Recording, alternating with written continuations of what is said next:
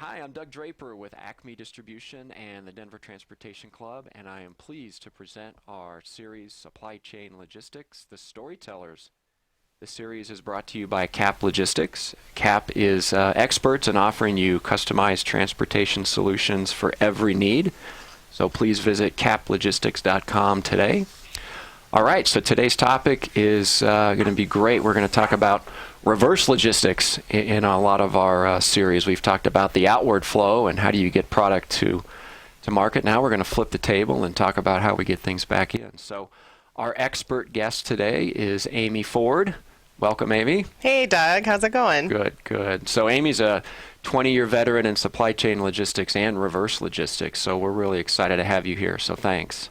Before we jump into our topic, why don't you just talk a little bit about yourself, kind of your background, how you got in the industry? That'd be terrific. Sure, thanks. Well, I always had an interest in international. I was sort of obsessed with French in high school and did an overseas study. Okay. So I focused on opportunities to have that be part of my daily environment. So I'm one of those weird people that actually chose to get into logistics. Yep. Started in the steamship line business. Okay. And kind of transferred into freight forwarding, and then ended up into the reverse logistics avenue and different areas of the supply chain, but focused on moving of goods and products. And yeah, it's fun, that, especially on the forwarding piece. It's the one not many people are aware of the flow of goods into the U.S. on the ocean piece. It's like, where is my product on the shelf? So that's cool. You got that background. Yeah. So. I know it's always funny when people ask what I do. I say, well, everything that's in this room, we helped get here. Yeah. And 99% of it's coming across the ocean, which you're right, people don't recognize. We're good for cocktail parties because we know a little bit about a lot of stuff. Yes, exactly. That's great. So let's just start real basic-wise and just talk a little bit about kind of what is reverse logistics and kind of the objectives. So we'll start with two questions. Just talk about what it means. Okay. And then kind of some of the objectives that companies have when using reverse logistics. Sounds good. So I think the average return is probably 4 to 6% of all retail products. So reverse logistics is, really the return of any kind of product, not necessarily only consumer, but that's sort of my area of expertise as far as focus. So, the business environment is rapidly changing. Consumers are getting more demanding. Product life cycles are shortening. Globalization is increasing, and companies are trying to realize revenue growth by consolidation and tapping into new sources of revenue. So we're really kind of focused on how can we make that customer experience good, and get the product turned quickly and get the most out of the life cycle and the revenue opportunity. You said 4 to 6% or 2 to 4%? 4 to 6. 4 to 6. Do you see with the way the buying habits of the consumer that you think that 4 to 6 could increase? Absolutely. And it's also quite dependent on where people live. So Europeans are changing a little bit, but they're a lot less averse to returning products, where the U.S., it's actually growing. You're right, because people are like, I can just return it. Yeah. And there's a lot of open box returns, which means they tried it, they probably used it for a couple of weeks, and then they took advantage of the retail, freedoms of, the Costco. You can return anything within a year. And is it really that long? Yeah. Yeah. It's even longer. I think they're very liberal. Well, I think LL Bean had the thing, you could always return a pair of shoes. It doesn't matter what condition it was in. I think they may even still do that. Yeah. People like that. And, some people look at it as a part of the purchase, right? Okay. Yeah. So talk about the objectives of reverse logistics, right? Are the companies just trying to regain the revenue because they could potentially resell it? Is it the fact that they don't want to send out a new product? Like, what would be the company's objective to go through the effort to say, I'm going to spend money to get this back in? Like, what would be their objective? That's a great question. So compliance is important, right? There's rules around, especially some of the materials within the products. So compliance is huge. Cost reduction, it's on them. They own, especially when it's still in warranty. Customer satisfaction is a huge one. They're really identifying that whole service life cycle has value. And then the environmental challenges, which are really more important than ever, and a huge focus that companies can say, hey, we're making sure that these products don't end up in the ground and we're getting the most out of them. Okay, yeah, I was about to ask you what you meant by environmental, but it's just showing that reduce, reuse, recycle, and that we're a good steward Yes. to the earth. Yes, absolutely. And especially the younger generation, that's very important to them. Yeah, I can see that for sure. So I think most people think of reverse logistics. Immediately what I come to mind is apparel or something that I would use for myself, but I know there's all kinds of other types of reverse logistics that we may not think about, whether it's for returns or refurbishment or a recall because something happened to a product. So Yep. can you talk a little bit about the different types of reverse logistics or the commodities that would be affected? Absolutely. So, the obvious ones are the ones that we're all touching, the consumer electronics. So your telephone, your set-top box, your laptop, your iPad. The different things that we can't live without these days. And then it goes into other products within your home. So refrigerators, dishwashers. A lot of those have service parts logistics where they have people come to your home, but it's still considered part of that reverse where there's aftermarket service required to keep the product in life cycle. So Right. trying to think of other products. I'm sure there's plenty that I'm not even identifying. Those are Right. just the ones that I happen to be in touch with. Yeah, in my industry with the warehousing piece, we do quite a bit of food, where you need to make sure that if there's a problem, where to go, how do you get it back quickly. So I know that's emergency reverse logistics, if you will. And the recalls that you talked about too, for sure. Yeah. So Yeah. and there's a whole market within the auto industry as well, which is not at all something I've been involved in, but there's a huge aftermarket business. Yeah. Obviously from parts reuse and just recalls and all kinds of different, reflashing of the software these days. Right. So if let's use the let's say the refrigerator, right? Your appliances in there. So we need the parts aren't necessarily in one location. It's not like we put all of the parts for this refrigerator in Columbus, Ohio, and we're serving the entire country. I know there's parts depots and how those get set up. So can you talk a little bit about like a parts depot and why they're important and relevant in the reverse logistics? Sure, absolutely. So that service parts logistics, it's a game that people are always kind of moving around and seeing because it's cost and it's expensive. You need to get the parts quickly. So there's warehouses that are regionally focused based by there's outsourced companies and then there's the actual manufacturers that have their own, but they want the parts on the truck. So they're doing a lot of diagnostics and studies to see and try to predict, what are the most common failures. Really? Yeah. And so they have kits, that they'll have, and then they have, special parts, certain number within each facility. And there's a lot of software behind it with forecasting and demand planning, and it's a beast of a portion of the reverse logistics because you can't even start the process until you have what you need to fix it. So for the refrigerator, it's mostly people coming to your home. They're not going to move the refrigerator out. So they'll have the parts in a warehouse. Hopefully they're lucky if it would be in Denver and they can just have the driver get it on his truck if it isn't already. And if it's not, then they're doing an overnight shipment from one of the closer locations and making sure they get them the parts required. So it would be, using Denver obviously as the example, there would be a physical building that would be the parts depot. They wouldn't necessarily have a mobile. So I'm a repair guy and I got my truck. That truck isn't my warehouse, so to speak. I'm still going to a brick and mortar somewhere in the metro area to pick product up. Is that how, in our example of the appliances, is that how it works? Yeah, most likely. I mean, they do have the cars stocked so that sometimes they don't even have to go to the warehouse, but eventually they're restocking. Right. So we got that spare part. I go fix the flux capacitor in the in the refrigerator.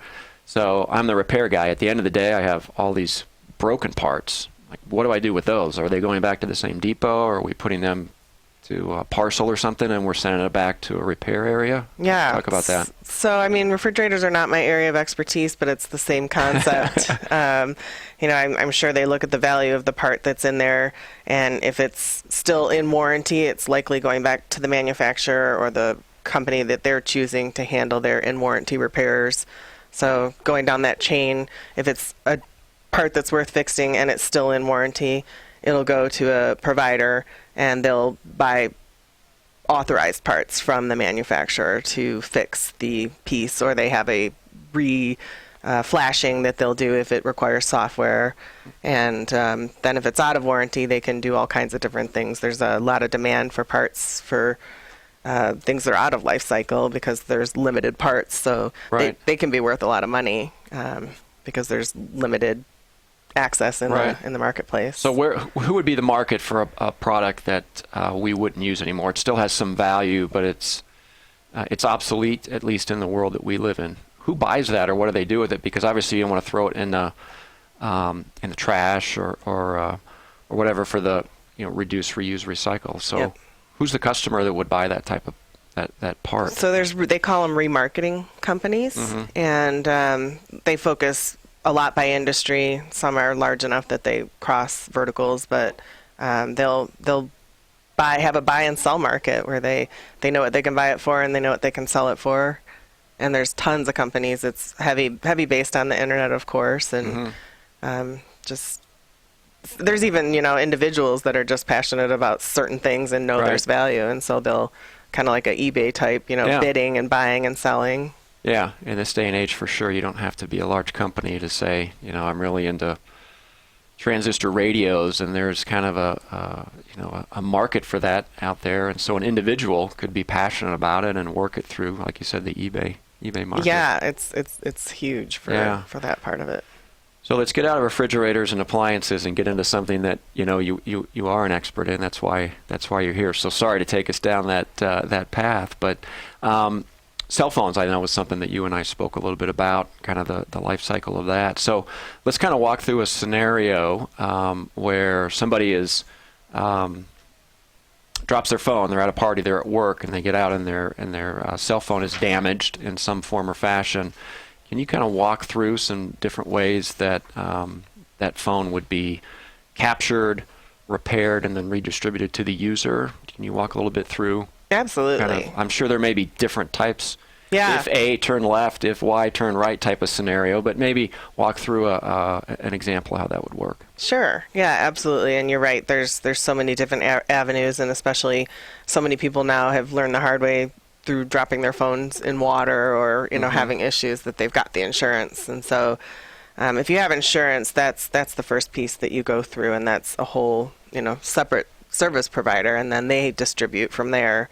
So the first thing they do is, when they look at your phone, they're going to say, is it still in warranty? Mm-hmm. And if it is, it's the responsibility of the OEM, and they have a specified process to make sure that their customer gets another phone. So there's swap models, return and repair, and sometimes they just do a straight up replacement. Mm-hmm. And then that phone will go back and go through flashing and refurbishment, and normally be put back in stock to replace someone else's phone or distribute elsewhere. Right. What does flashing mean? That's a term you used twice. I don't really know what that means. Wiping the software and reloading. So a lot of times, the software is upgraded. They find glitches. They have engineering work orders. So it'd be data wiped, so that nobody's data is on there, and then it would be reloaded, so it's just like a brand new phone. Gotcha. So if my phone gets damaged in this example, it falls into water, and I take it, would you take it to your service provider? Sprint is my network. Would I take it to the Sprint and say, hey, this is damaged, and then the Sprint would make the decision based on not the quality, but what's wrong with the phone? They would make the decision there. So it's Sprint in this example of who would set off the direction of the reverse logistics. I mean, it's interesting because the phone carriers and the OEMs are working pretty closely together because they want you connected so that you're continuing to use their service. So, I mean, it's really the manufacturer of the phone, but Sprint has agreements to help facilitate that because their goal is to have you burning up your data. Sure. Gotcha. Right. Yeah. So we talked about the carrier and then the OEM. So I know there's lots of people involved in the process because it's not necessarily Sprint that's doing the repair, and the OEM may not do the repair. So can you talk about some of the players that are in the process of who's actually fixing the phone and making the decision of what happens to it? Yeah, of course. I mean, generally speaking, it's contract manufacturing companies. The big ones that people know about are Sanmina, Flextronics, and companies of the like. But there's every day new companies that I learn of, even that are, specialists within a certain aspect of the reverse market. I mean, it's pretty good margin for logistics business. It's still on average 15 to 16%, which is pretty high. So that's why a lot of people are moving up and down the value chain and trying to harness that. But it's really an engineering business. It's, engineering and smart logistics, moving the parts and using low-cost labor. And it's a big balance that, different companies are trying to beat each other at every day and save a tenth of a cent. Yeah. Per unit. Yeah. Well, when you're dealing with thousands and millions of units, a tenth of a cent can certainly be impactful. Right. For sure. So let's talk about the transportation modes that are used in the return process, right? I'm sure that they're not with the way the consumers are. They want things instantly, and they want their phone back. You literally can't go a day without having your phone. So they're not consolidating a pallet of phones and then send it off. So talk about the modes. Meaning, where does parcel fall into the equation, and where would palletized LTL shipments and truckloads, whether it's coming back to get repaired or going back out to market? What are the different modes used? Okay. So obviously getting the phone from the customer or the unit from the customer is important. So, and people are all about convenience. So that's parcel for sure. Either dropping it off at, let's say you bought your phone at Best Buy and you had their black tie service or whatever their insurance model is. You could take it to the store. Most providers are offering, drop the box to your house and give you the return shipping label. And then it's expedited, and it's routed depending on, usually the first call in the service record will identify, okay, do we know this is a level 1 or a level 2 repair, which is usually going to be done regionally close because it's not requiring a lot of parts and not requiring a lot of detailed labor. And if it's going into a level 3 or a level 4, then it's likely going to Mexico. And at that point, there would be consolidation and customs clearance and trucking. That's crazy.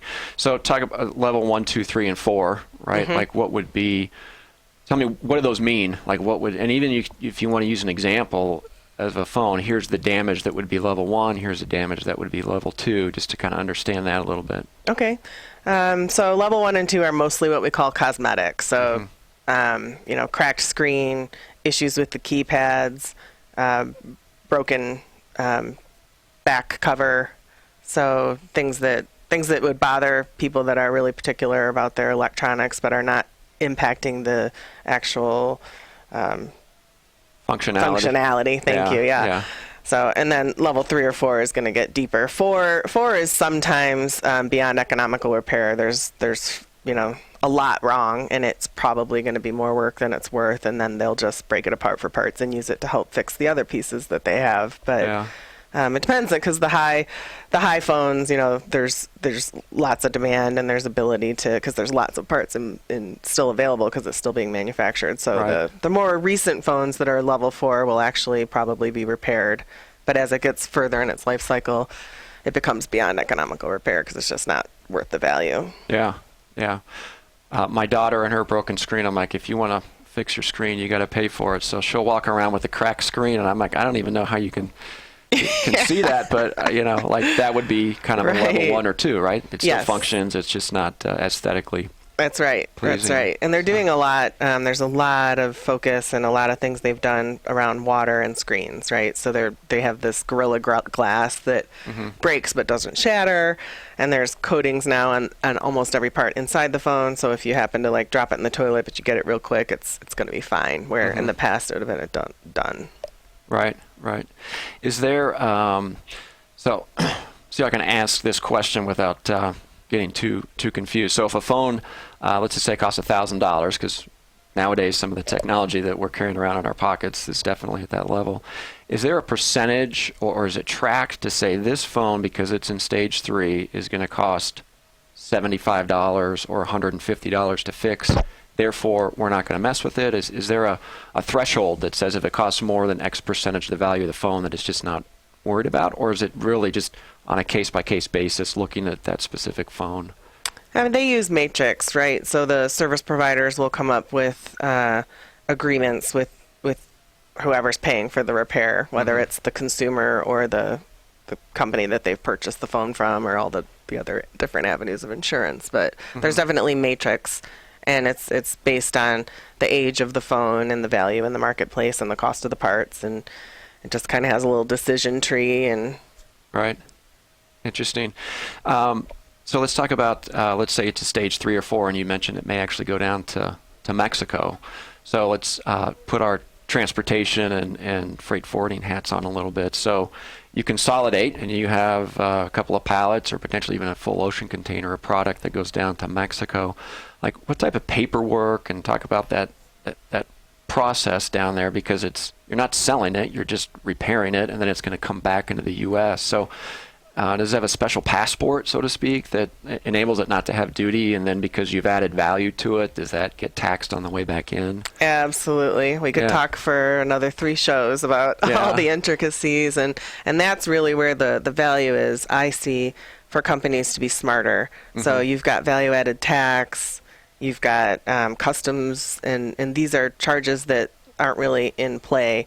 So for the companies that I've worked for, we really put that cost into our final price to the provider so that it would be fixed. But there's a lot of variables, and that's really where, something gets hold up, the days of sale go up. And so there's a lot of expertise that's required, and that's sometimes overlooked because there's so much focus on the marketing and all the other things, and then they're not as worried about, the little nickel and diming to get it across the border. Right. So in that example, whenever you fix it down in Mexico, as an example, and it wasn't worth anything going down, right, and you're able to fix it, and it's coming back into the U.S. to sell, and so the value just increased by $500 or something, is you have to pay duties and taxes on that increased value, or how does that work? Because it's worth more money now than when it left the country. Right, and the rules are ever changing, so that's good news for us because we're always in business, right? Yeah. So, and Mexico's getting a lot more stringent on tracking that and trying to get more money out of that, because you can do a temporary import bond, but because of the nature of the product, there's a lot of licensing and different things you have to have too. So it can be quite detailed. Would it be the manufacturer, like the OEM, that would be responsible for that transportation down to Mexico and back, or is it the repair company? Yeah, the repair company takes ownership of the equipment, and the indemnities on them until it's back into the consumer's hands. So, and they all do it a little differently, and it's really contractual by the agreement that, okay, so you've got an agreement with Lenovo to fix these laptops, you've got an agreement with Apple to fix these. It's very dependent on the corporation, not necessarily the repair provider. Gotcha. And the repair provider could be handling multiple, like you just gave an example, the same repair. A Sanmina could be doing Apple products and Samsung products and all different. They're not exclusive to one. Right, and that's where the benefit comes in, because they're doing it all the time, and they're using the same equipment, and they become the experts. Yeah, very cool. So what do you think is going to happen? Just kind of. Like you said, we could talk for a couple more shows on all this, but what do you think is going to happen in the reverse logistics industry? I mean, it can only go so fast, right, because you're moving an actual product. What do you think is going to happen, fast forward 5 years from now, about what the industry is going to look like? Well, I mean, a couple of years ago, they were saying, people are just going to throw their phones out and go buy another one. Well, now the phones are worth 6 times as much, and they're even more valuable to repair. So it's really hard to say. The consumer drives. I mean, I never thought we'd end up with these huge phones again, right? Everything was get it smaller. So, but, I think the good thing about supply chains and logistics is, however it changes, people still need products, and products are going to still need to be returned and repaired. So how it's actually managed may change, but I think that the demand will always be there. Yeah, the technology, and like you said, it's amazing how expensive phones are nowadays, and I think that's just going to increase the life cycle and the demand for reverse logistics. So. Right. And then you think about the international markets as they get more money and are spending more than when we're done with our products. They'd love to have an iPhone 4 or whatever. Exactly. That's crazy. Whatever the old number was. Yeah. Well, we'll probably have to have you back, because there's a few more questions I have, but unfortunately we don't have enough time. So thank you for joining. Having me. Absolutely. It was enjoyable. And thank you for joining us today on the Collect and Collaborate Network. featuring supply chain logistics, the Storytellers. So thanks for being a great storyteller. Thanks for having me, All Doug. right, Great see to you next time. Okay.